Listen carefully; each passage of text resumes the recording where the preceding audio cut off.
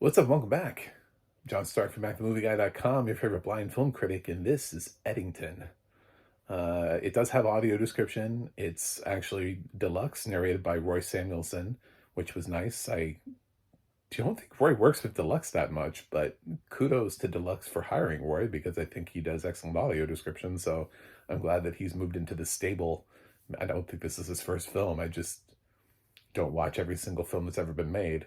So, or TV show or whatever. So hopefully those two will end up continuing because Deluxe does good work and it just ends up being a solid audio description track. This is, of course, this has been a divisive film. It premiered at the 2025 Cannes Film Festival, I believe in competition. It's being released by A24, it was released in July. It's directed by Ari Aster, who I liked some of his stuff, not all of it. He only has 3 other films. And I actually, for me, I thought Eddington was going to be the bomb because I actually have liked, with increasing rate, his stuff. I actually am not a huge fan of Hereditary. One day I'll do a review of that and explain why. But it feels like everybody else is. And they're like, well, I'm like, oh, me, God, I have to get into this. So Midsummer, I think, has some good stuff there, some emotional war, and then also some batshit crazy gore. And then you have Beau is Afraid, which I thought was sort of nonsensical, but a masterpiece in many ways. It's so weird, so bizarre.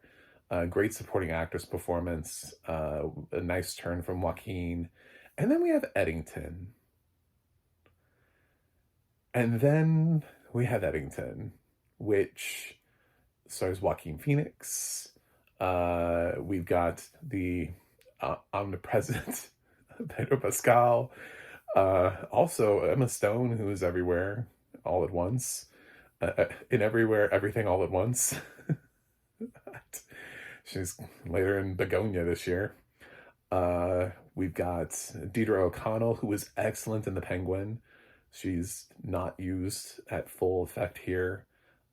We've got Clifton Collins Jr., another actor who, especially if you've seen Jockey, you know Clifton, who has been working in Hollywood forever, is more deserving of the role. I wish kind of Ari had given him Joaquin's role and moved him into the lead position opposite Pedro Pascal. I think that would have been a solid choice. Just a hot take. Change up your product a little bit. You don't need to work with Joaquin 2 films in a row. I don't think this is Joaquin's strongest performance anyway. It would have been nice to see you do something different with a different actor. So, because he hasn't really repeated other actors. We don't get to see a whole lot of that. And I would have switched that up. So it's a nice casting, but I would have switched the role. Michael Ward is here.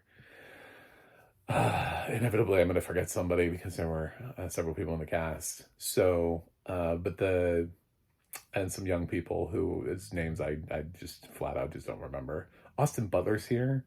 We'll talk about that because I have thoughts. So this is a COVID movie, but not made during the time of COVID, made in response to COVID. It's Ari Aster putting all of his thoughts and feelings out there about this weird period that we went through. And going after everything from the pandemic scare to masking policies to Black Lives Matter, Antifa. They've got like a computer tech center thing that's being built out here in the middle of New Mexico. Austin Butler plays this weird, like, sort of like religious cult leader type thing. There's a lot happening in this movie. There's too much.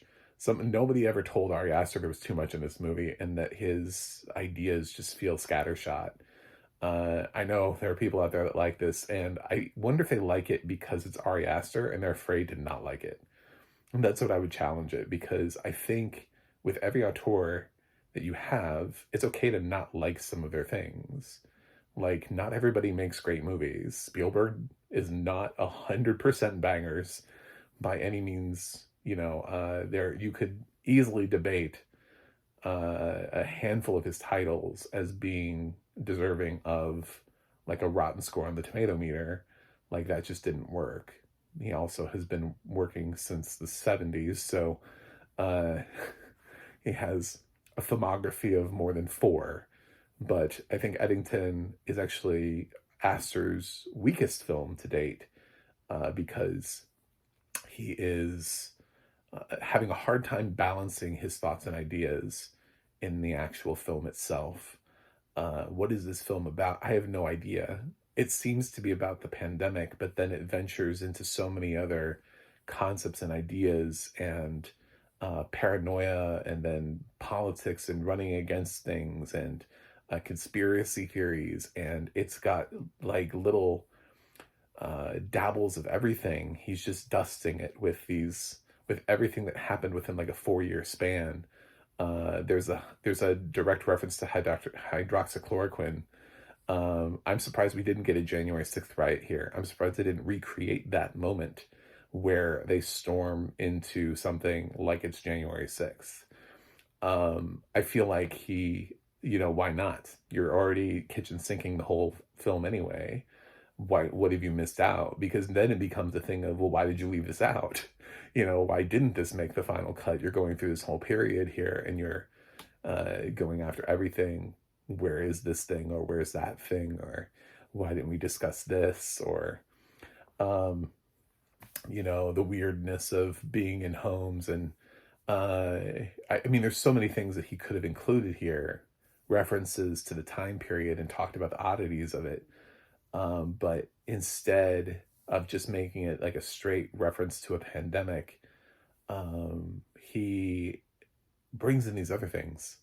And there are just other things that are of the period, which makes me wonder, okay, so you didn't like this couple of years that we were living in. Kind of wonder what he's doing now. Because I mean, if he don't like that, then what's his reaction to this? Watching Eddington is really hard to say which side he even lands on. So for people who are like, is this woke bullshit? I have no idea. I can't tell you where Ari lands on this, because he is all over the place. This film at times makes no sense. The ending is bonkers, but not in a good way. It's just like, what just happened? What is this ending? It's a non-ending. It's just this weird sort of like, well, this is how we're gonna end the movie. Well, that's a choice. I mean, I guess. Austin Butler is completely unnecessary in this movie. I would have deleted his entire character. He would have been like lost to the sands of time. Like his whole thing would have been gone. He's a complete waste of time in this movie. I'd like Austin Butler as an actor. He offers nothing to this movie. He means nothing to this movie. He's just one extra thing that this movie has in it. Sadly, this is possibly Emma Stone's weakest performance in like 20 years. Like since... I would gather to say it's her weakest performance since she tried to join the Partridge Family. So mainly because, again, he's having a hard time supporting all these themes and ideas, and Emma Stone is playing like Phoenix's wife, but she's got thoughts and ideas of herself and a personality, but she's never well supported by the script. She's just kind of like in this house, and it's like, what are your thoughts? What are you doing? She doesn't have a big moment or a big scene. She just kind of everything. The film is so focused on Phoenix and also to some extent Pedro Pascal in this sort of battle that they're going into for so long, that by the time that isn't the focus of the movie anymore, all the other supporting characters feel like, who are you? Who are these people? Like, who are these? Who are the rest of the town? Who are these deputies and these friends? There's this Fred that he rescues out of a grocery store incident. That I was like, I feel like I should know who Fred is. Like, he doesn't do a good enough job of setting up any of the supporting characters. We spend way too much time with Phoenix, and Phoenix's ideas on like masking are weird, because he's the sheriff, so he would be the person who would be in charge of enforcing any sort of mask regulations, but he sort of refuses to do that. And then he wants to be mayor. So like, of a public building, right? If a public building wants you to wear a mask, I mean, if a private institution like a grocery store has a mask mandate, right? he's not really super about enforcing it. He's like, well, we can't, and he tries to cite some other state laws. And I'm like, what is your job? What do you do? Like, what is it? I spent the whole movie going, I don't have any idea what Ari Aster's doing in this movie. I'm not really sure he has any idea what he's doing in this movie. I think he shot a movie, thought it made sense at the time because he was really angry about a lot of things. But this is why they tell you, like, when you go to the grocery store, you're not supposed to go there while you're hungry because you put everything in the cart, everything looks good to you. And I think he made this movie while he was angry, but he didn't really know what he was angry about. And then he had to edit the movie, and he edited it while he was still coming off of his anger. And I think when he reflects upon this movie, he's going to hate this movie. This is going to be the movie that after his long career, when he is the Spielberg, when he has 30 films, and he looks back on his career and people are trying to rank it, they go, Eddington. That was the dark period for Ari Aster. This movie is so hard to watch. And I'm saying this from the perspective of, because with each film, I actually ended up liking him more, whereas it seemed like the people who really loved Hereditary kind of liked him less. Like Beau is Afraid was not considered to be his best film for a lot of people. That is my favorite film of his. So I was like, well, I'm clearly gonna like Eddington because he's continued to grow. The same thing with Robert Eggers. I feel like with every single movie that he's made, I've liked him more. Like they're working their stuff out. And like Nosferatu was my favorite of his films. So I was expecting this to follow suit. It did not. This is by far the worst Ari Aster movie and gives me new perspective on Hereditary, which I guess is good for the people who love Hereditary. But this is a hot mess. This is a hot mess. And I would love to sit and hear from people who truly enjoy the movie but aren't Aster fans. Like, those are the people I'm interested in hearing. I don't want to hear from Ari Aster fans. Y'all just go sit down in a corner because you're too close to it. I want to hear from people who are like, well, I like some of his stuff. I don't like some of his stuff. Like, I like that, but not that. Or I'm not a fan of Ari Aster, but I really liked Eddington. But why? Like, what did you see in it? Because I feel like I'm that way with Ari. Like, I feel like I'm not a giant Ari Aster fan. I see potential.